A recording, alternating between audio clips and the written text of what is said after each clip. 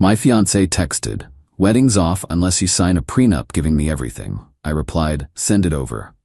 Then I had my lawyer review it and found she'd been hiding a secret inheritance. The tables turned when I counter-offered with my prenup. I, 31 male, was supposed to marry Rebecca in 6 weeks. We'd been together for 4 years, engaged for 1. Everything seemed perfect until last Tuesday when I got a text while at work. "We need to talk about protecting our future. I want a prenup. Actually, I need a prenup. Wedding's off if you don't sign." I called her immediately. "A prenup? We've never discussed this." "Well, I'm discussing it now. My friend Gwendolyn just got divorced and lost everything. I won't be stupid like her." "Okay. What kind of terms are we talking about?" "Simple. What's mine stays mine. What's yours becomes ours." I actually laughed. "That's not how prenups work." "It is if you love me, unless you're planning to divorce me." Red flag number 1, but I was still in problem-solving mode. "Send me what you want. I'll have my lawyer look at it." "Your lawyer? You don't trust me? It's a legal document." "Of course I'm having a lawyer review it." She hung up. 20 minutes later, I got an email with a prenup attachment. The subject line, "Sign this or we're done." The document was something else. In case of divorce, she gets the house that I'm buying. She gets 70% of all assets acquired during marriage. I pay alimony for 10 years minimum. She keeps all gifts, including engagement ring. I waive rights to any of her future inheritances or assets. That last line seemed weirdly specific. I forwarded it to my lawyer buddy Glenn. His response, "This is insane. Also, possibly unenforceable. But that inheritance line is suspicious. Let me dig around." Told Rebecca I was reviewing it. She seemed satisfied, even smug. "Good." Gwendolyn's lawyer drew it up. She's brilliant. 2 days later, Glenn called me.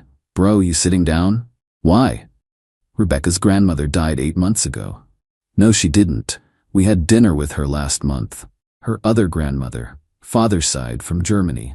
She told me her dad's family disowned him. They did, until Grandma died and left everything to her grandkids. Rebecca inherited approximately 1.3 million euros.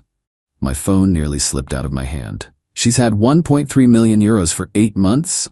Converted and sitting in an account under her maiden name. She never legally changed her name on some documents. Easy to hide. I'd been paying for everything. Our apartment, groceries, her car payments, the wedding. She always claimed her marketing job barely covered her personal expenses. "There's more," Glenn said. "She incorporated an LLC last month, bought 2 rental properties, in cash." I hung up and sat in my car for an hour, just processing. 4 years. We'd talked about kids, about our future, about saving for a house. Meanwhile, she was sitting on a fortune and watching me stress about money. That night, I acted normal. She was wedding planning on her laptop, chatting about centerpieces. "Did you review the prenup?" she asked casually. "Still reviewing. Glenn's thorough." "Don't take too long. Gwendolyn says delays mean you're planning something." "Planning to understand what I'm signing?" "Yeah." She rolled her eyes. "It's standard stuff." "Standard. Right." Update 1. Glenn helped me draft a counter prenup. If she wanted to play games, we'd play by real rules. My terms: full financial disclosure required from both parties. All hidden assets discovered after signing are forfeited to the other party. 50-50 split of marital assets. No alimony for either party. Separate property remains separate. The kicker: both parties attest they have fully disclosed all assets over $10,000. I presented it over dinner at her favorite restaurant. "This is insulting," she said, barely looking at it. "How? It's completely fair. We both keep what we brought in, split what we build together. The disclosure thing is invasive. It's standard, unless you're hiding something." She went pale. "How dare you accuse me?" "I'm not accusing. I'm asking for transparency. You want a prenup? This is mine. This is Gwendolyn's friend poisoning you against me." "Glenn? His name is Glenn, and he's protecting my interests like Gwendolyn is protecting yours."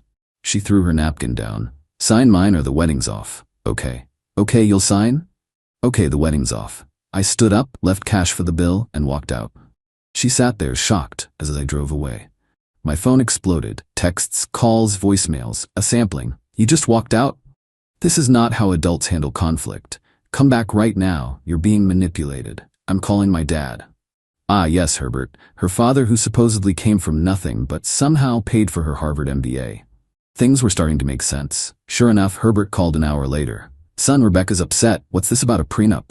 She wants one. I offered fair terms. She refused. Her terms are fair. A woman needs protection. From what? My teacher's salary. Don't be dramatic. Sign the papers and move forward. Did you know about her inheritance? Silence. What inheritance? The one from your mother. 1.3 million euros.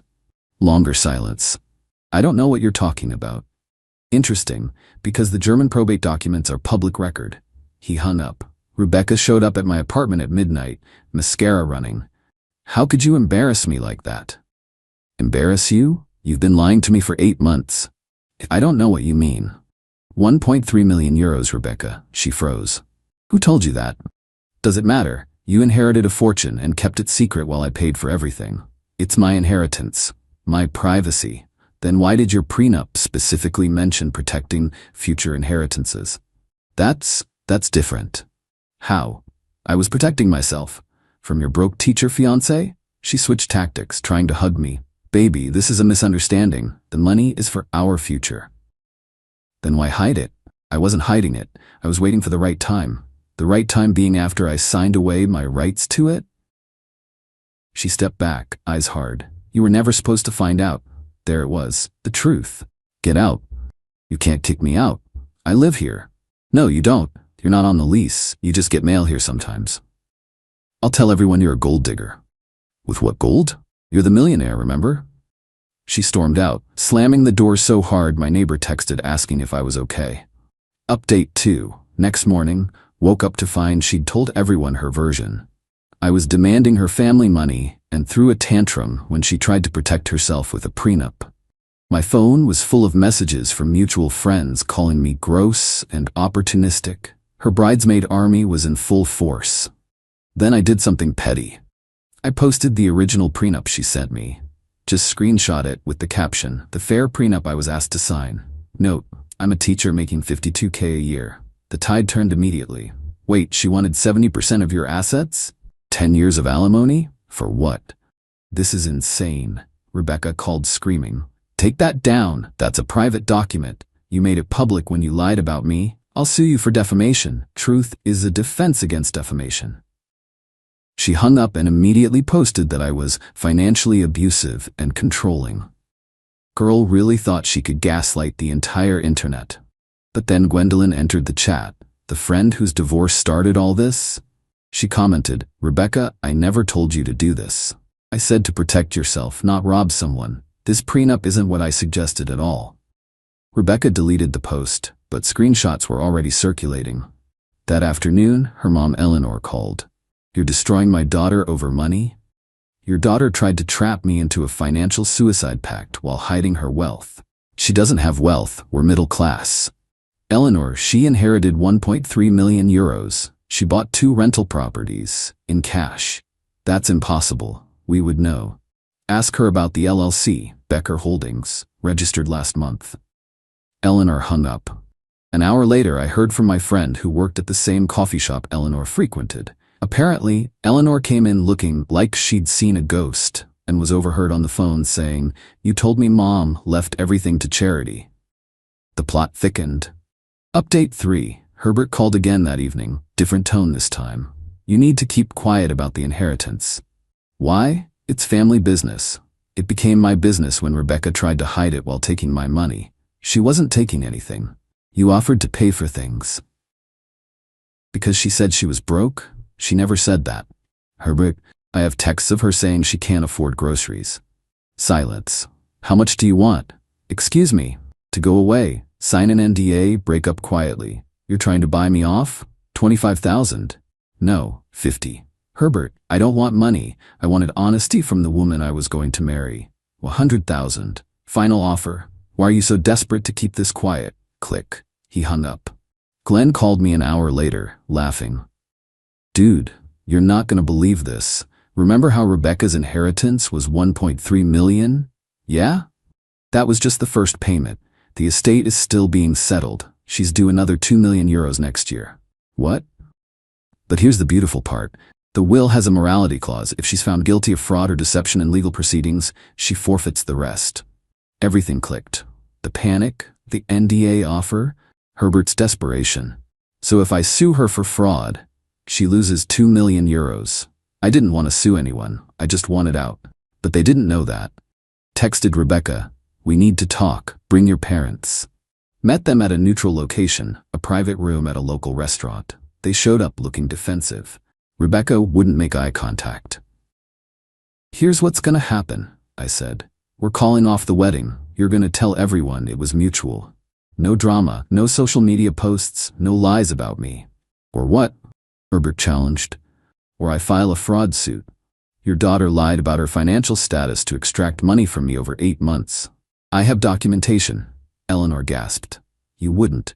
"I have texts of her claiming poverty, bank records showing my payments, the prenup proving she knew about the inheritance. Pretty sure that qualifies as fraud." Rebecca finally looked up, tears in her eyes. "You're gonna take my inheritance?" "No, I'm gonna walk away, but only if you let me." Herbert tried negotiating. "She'll return what you spent." "I don't want the money. I want a clean break and my reputation intact." They agreed immediately. Too quickly, honestly, made me wonder what else they were hiding. Update 4. We announced the wedding was off due to different life goals. Mutual friends were confused but accepted it. I started moving on. Then Gwendolyn reached out. "Coffee, I have information you need." Met her downtown. She looked uncomfortable. "I didn't know about the inheritance when I helped with the prenup," she started. "I found out after you posted it." "Okay?" "Rebecca's been doing this before." "What?" "Her ex Terrence, the one she said was abusive, he wasn't. She did the same thing, hid money, claimed poverty, made him pay for everything. He found out when her dad accidentally mentioned their investment property at dinner." "Why didn't anyone know?" "He signed an NDA for 50,000, cheaper than lawyers," he said. "She's done this before?" "There's more? The grandmother's will? It wasn't just to Rebecca, it was split between all grandkids, but the others don't know she's dead." "What?" "Rebecca and Herbert have been collecting the others' portions, telling them grandma's still alive but too sick for visitors." My jaw dropped. That's fraud. Actual federal fraud. "I know, I'm struggling with whether to report it." "Her cousins don't know their grandmother died? They live in Germany, haven't been to the US in years." This was insane. I went home and did some digging, found the obituary online, in German, which is probably why no one here noticed. Reached out to one of the cousins through social media, just asking how his grandmother was doing. His response, "She's hanging in there. Very sick but fighting, why do you ask?" I sent him the obituary link. An hour later, he video called me, absolutely livid. His siblings were there too, all shouting in German and English. "She died 8 months ago? We've been sending cards. Herbert said she was in hospice. Where is our money?"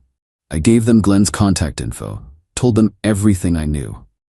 The next day, Rebecca called, sobbing. "You contacted my cousins? You ruined everything. You stole their inheritance. It was temporary. We were going to tell them." "When? When the time was right? After you spent it all?" "You're vindictive. This is revenge." "No, revenge would have been suing you immediately. This is just truth catching up." She screamed something about destroying her life and hung up. Final update. The cousins sued. International fraud case. FBI got involved because of the wire transfers from Germany.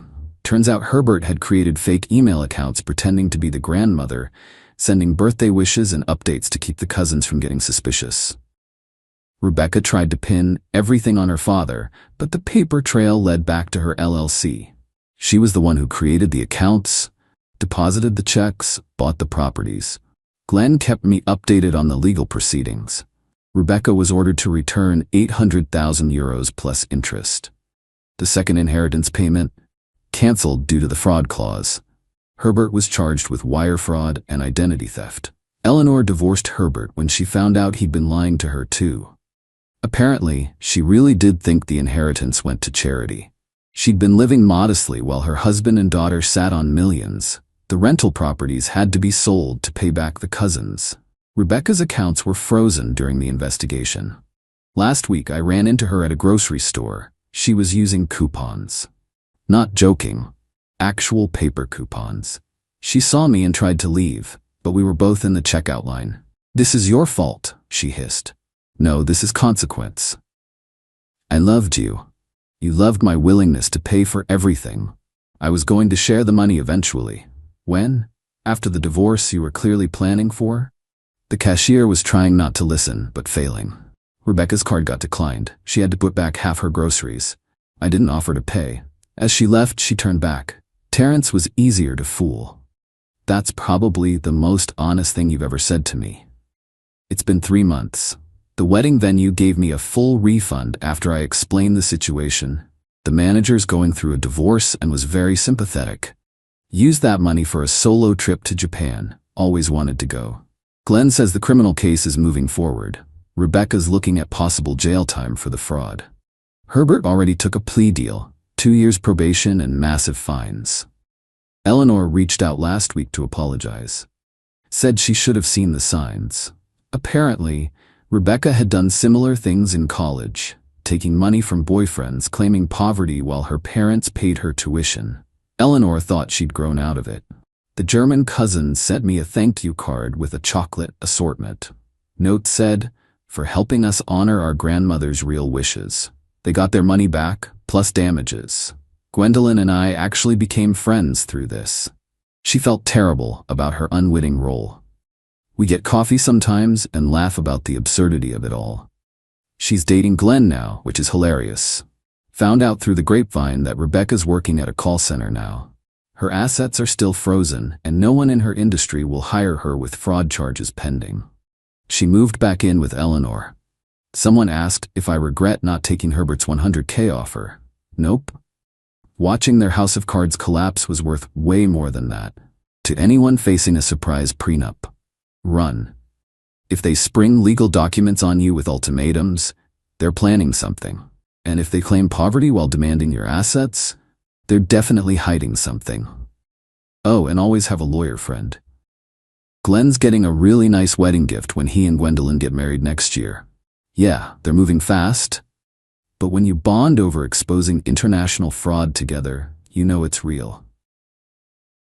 Peace out. I'm teaching summer school for extra cash, living my simple life, and definitely running financial background checks on any future partners. Trust but verify, folks. Edit. To the person who DM'd asking if this is real, the federal case numbers are public record. Not posting them for obvious reasons, but yeah, this happened. Edit 2. Rebecca made a TikTok about surviving a narcissistic ex. Comments are all asking why she's facing fraud charges if she's the victim. She deleted it after an hour. Edit 3. One of the German cousins is a baker and offered to make my wedding cake if I ever get married again. Might take him up on that someday.